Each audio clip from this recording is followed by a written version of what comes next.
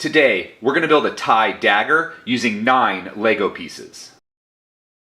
These are all the pieces you are going to need. In the description of this video, I left the piece names, count, and design IDs.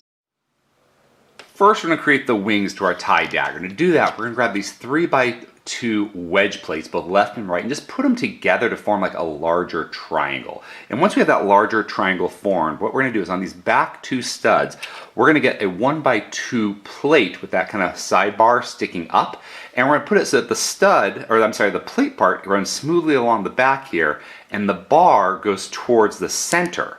And so that will hold those 2 wedge plates together like this to create our TIE Dagger's wing. And of course we will have to do that 2 times, so I've kind of created one to save time on camera so you can get to building this yourself. Now for the main cockpit or pod of the TIE Fighter, I'm going to grab a 1x1 brick with studs on the side, so just 2 studs on the side. And the top stud will be the front of our TIE Fighter where our cockpit's going to be. So for that front stud, I'm going to get a round 1x1 translucent black tile piece to kind of create the canopy window there of our TIE Fighter and put that on that top stud or the front of our TIE Fighter. And then we've got that big hole in back. For the big hole in back, we're going to get a 1x1 translucent red plate to kind of create the engines of our TIE Fighter.